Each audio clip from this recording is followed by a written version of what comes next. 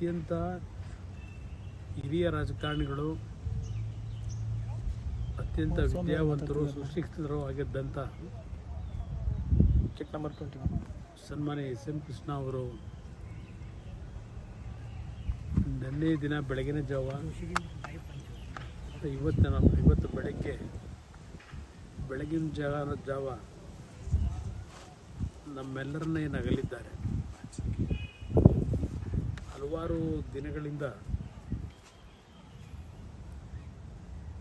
ಆರೋಗ್ಯದ ಸಮಸ್ಯೆಗಳ ನಡುವೆನೂ ಒಂದು ರೀತಿಯ ಅವರ ಆತ್ಮಸ್ಥೈರ್ಯ ಮತ್ತು ಆತ್ಮವಿಶ್ವಾಸದಲ್ಲಿ ಅವರ ಬದುಕನ್ನು ನಾವೇನು ಕಾಣ್ತಾ ಇದ್ವಿ. ದೇಶಕ್ಕೆ, ರಾಜ್ಯಕ್ಕೆ ಅವರಿಂದ ದೊಡ್ಡ ಮಟ್ಟದ ಒಂದು ಕೊಡುಗೆಯನ್ನೇನು ನೀಡಿದ್ದಾರೆ. ವಿಶೇಷವಾಗಿ ರಾಜ್ಯದ ಹಲವಾರು ಮೂಲಭೂತ ಸೌಕರ್ಯಗಳನ್ನು ಜಾರಿಗೆ ತರ್ತಕ್ಕಂಥದ್ರಲ್ಲಿ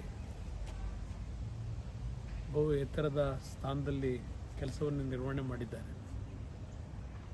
ರಾಜ್ಯದಲ್ಲಿ ಶಾಸಕರಾಗಿ, ಲೋಕಸಭಾ ಸದಸ್ಯರಾಗಿ, ಕೇಂದ್ರದ ಸಚಿವರಾಗಿ, ರಾಜ್ಯದ ವಿಧಾನಸಭೆಯ ಸಭಾಪತಿಗಳಾಗಿ, ಮಹಾರಾಷ್ಟ್ರದ ರಾಜ್ಯಪಾಲರಾಗಿ, ಹೀಗೆ ಹಲವಾರು ಹುದ್ದೆಗಳನ್ನು ಅಲಂಕರಿಸಿ ಮುಖ್ಯಮಂತ್ರಿಯಾಗಿ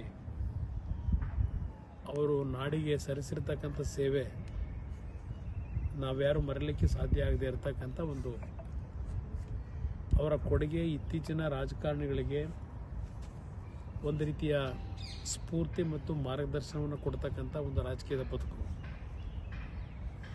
ಒಬ್ಬ ಅಪರೂಪದ ರಾಜಕಾರಣಿಯಾಗೂ ಯಾವುದೇ ರೀತಿಯ ಶತ್ರುತ್ವ ಇಲ್ಲದೆ ಅಜಾತ ಶತ್ರುವಾಗಿ ರಾಜಕಾರಣದಲ್ಲಿ ಬೆಳೆದು ಬಂದಂಥದ್ದೇನಿದೆ, ಇವತ್ತು ಇತ್ತೀಚಿನ ಪೀಳಿಗೆಯ ಯುವಕರಿಗೆ ಅವರ ಒಂದು ರಾಜಕೀಯ ಬದುಕು ಒಂದು